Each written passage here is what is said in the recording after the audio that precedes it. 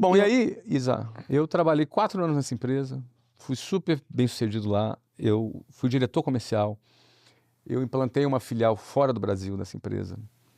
Eu era diretor regional e cuidava de 4 cidades, Rio de Janeiro, Salvador, Cuiabá e Ribeirão Preto. Cuidava de 4 cidades onde tinham essas escolas.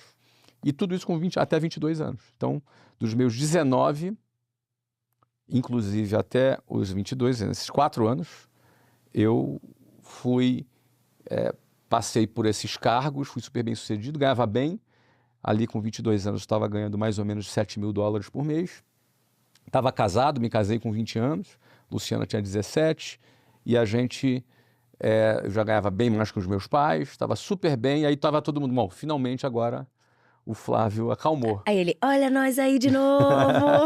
Agora acalmou, não, agora casou, é um rapaz sério e também Sua agora mãe, tá chegou bem o meu momento. sucedido.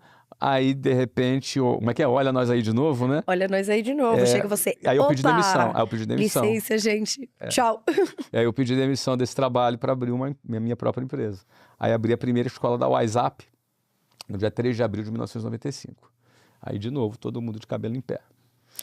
Então, sabe uma dúvida que Nenhum eu tenho? empreendedor na família. Né? E eu tenho 2 dúvidas. A primeira delas é o drive para empreender. Ele veio de um problema que você viu na própria empresa que você não conseguiu resolver. Ele veio de uma ambição, ele veio de uma inconformidade. Porque você era um cara que era estudioso, um cara que gostava de criar. E provavelmente você era muito bom no seu trabalho e também criava processos bem e aprendeu a gerir tudo aquilo. Mas esse pontapé inicial do empreender, tem muita gente que eu acho que hoje em dia empreender virou algo mais descolado, né? Até na época que eu comecei a empreender, que era 2010, não era descolado você ser empreendedor, não tinha nome. Tipo, eu sou empreendedora, sei lá, sou comerciante, eu sou dono de escola de inglês. No meu caso, eu era blogueira. Gente, eu tenho uma loja de roupa, tipo assim, a loja de roupa, não tinha esse nome, assim. Ai, é muito legal e descolado. E o segundo ponto que eu fico tipo assim, você alugou um triplex na minha mente, quando você tava contando, assim, que com 23 anos você tinha 400 escolas de inglês. 23 anos. Não tinha 400 com 23, não. Foi com quanto? Com 23 eu fundei a WhatsApp. Com 23 você fundou? Eu fundei a WhatsApp. Quando você teve tinha 400, era quando? Você tinha o quê? Já era em 2013. Tá, Ou mas seja, vai. 18 anos depois, eu já tinha os meus 39, por aí. Qual foi? Eu fico pensando assim, ó, porque eu acredito que tem alguns tipos de empreendedores. Aham.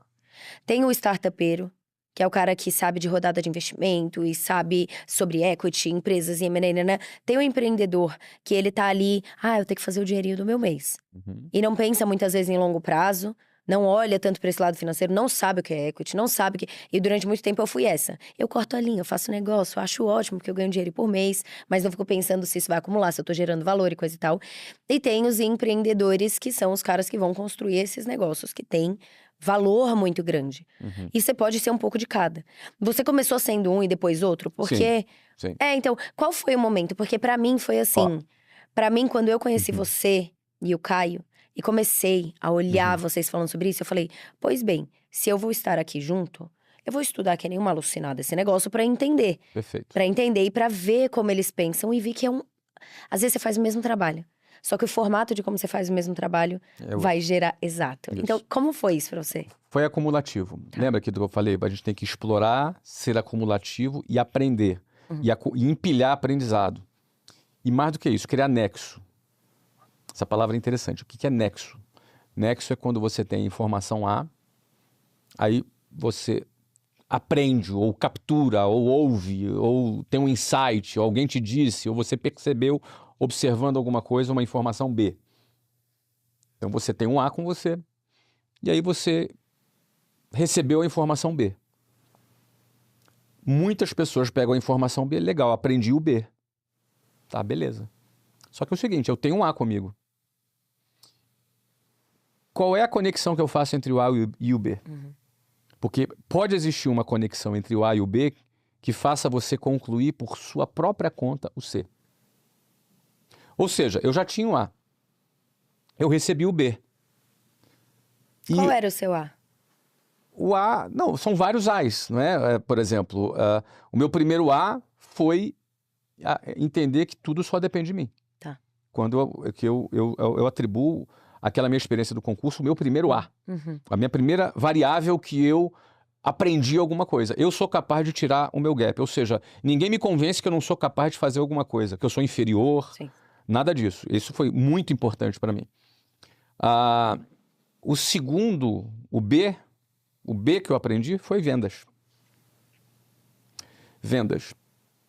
Então, por exemplo, a primeira coisa que vendas me ensinou, eu lembro quando eu vendi minha primeira coisa, foi um relógio. Foi antes de eu entrar no curso de inglês. E aí eu quis vender porque eu comecei a namorar. Falei, cara, não tô aqui sem moral pra caramba. Fui expulso da escola, vou ficar pedindo dinheiro pro meu pai, que já não tinha dinheiro, pra ir no cinema.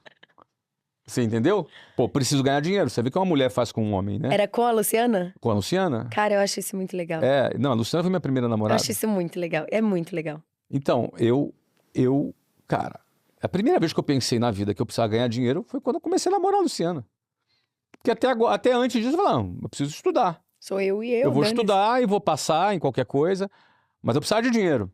E aí eu fui vender. Aí vendi um relógio. Eu tinha um relógio de calculadora. É bem antigo esses relógios de calculadora, assim, sabe? Um monte de teclinha. Aí eu vendi esse relógio. Eu peguei o dinheiro desse relógio, aí comprei mais 2 relógios. E aí vendi os 2 relógios. E aí comprei mais 3 relógios, aí vendi os 3 relógios. E aí comprei mais 5. E aí chegou uma altura que o cara que vendia o relógio falou, cara, já vi você vindo aqui várias vezes comprar relógio. Você está comprando para você ou você está vendendo? Eu falei, eu estou vendendo. Ele, então vamos fazer o seguinte, você vai comprar quantos hoje? 5, então tá bom. Toma os 5, eu vou te dar mais 3 em consignação. Depois você vem aqui e presta conta. O cara já estava confiando em mim, eu estava lá comprando, pagando, né? Interessante. Então existe... Mas você ia vender o primeiro relógio só por um dinheirinho? Era só por um Você dinheirinho. falou, peraí. Aí eu comecei. Não, mas olha que interessante, Isa. Aí eu devo ter vendido uns 150 relógios. Mentira. Tô falando sério. Mentira. Não, minha carreira... Eu nunca ia falar que Mas você... minha carreira internacional tinha começado. Eu cheguei a viajar pro Paraguai comprar relógio. Minha carreira internacional tava decolando já. Entendeu? Você já era um cara global aqui. Só que é o seguinte, Isa. Em nenhum momento essa venda para mim, eu tava assim, eu estou empreendendo. Não pensava isso. Também não pensava, vou abrir uma rede de lojas de relógio. Também nunca parou para pensar, porque o meu padrão mental naquele momento era, vou fazer faculdade, depois vou fazer um concurso público e isso é o meu caminho. Então, para mim, aquela experiência empreendedora, que eu nem sabia que era empreendedora, era um bico. Porque o meu padrão mental não dava valor para aquilo e dava valor por fazer a faculdade e me formar e fazer um concurso. Minha escala de valores não enxergava que aquilo era uma oportunidade. Mas eu me lembro quando no primeiro mês que eu ganhei mais do que o meu pai e minha mãe juntos vendendo o relógio, eu pensei uma coisa que foi matéria-prima para muita coisa que eu faço hoje.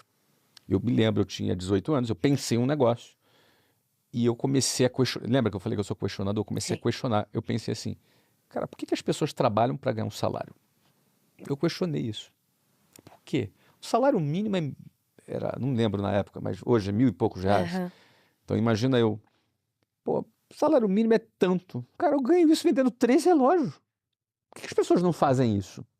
Por que as pessoas saem daqui da periferia, pegam um ônibus ali por 2 horas para chegar numa empresa e trabalhar 12 horas, 10 horas, sei lá quanto tempo ele trabalha naquela empresa por dia, para no final do mês ganhar um salário, se eu vendo 3 relógios e ganho esse salário. E já ganho esse valor que seria equivalente a esse salário. E eu estou vendendo muito mais do que 3 relógios no mês. E tinha 18 anos de idade. E não era difícil na minha cabeça, na minha visão, não era difícil fazer aquilo. Então eu comecei a questionar algumas coisas no sistema. Uma outra coisa do sistema que eu me lembro, que foi com 17 anos que eu questionei, era o embrião daquela minha frase, estabilidade não existe. Porque eu passei num concurso público, era funcionário público, tinha estabilidade para ficar 30 anos numa carreira e fui expulso. Então, peraí. Eita. Estabilidade não existe. Então, essas coisas foram... Eu acumulo... Esses são vários As que você está falando. Vários As e B, várias variáveis que eu vou... E aí, quando você começa a combinar essas variáveis, você começa a produzir um conhecimento que veio da sua conclusão, Sim. do seu nexo. O nexo é tu pegar o A que tu tem com o B que você não tem e você cria o C.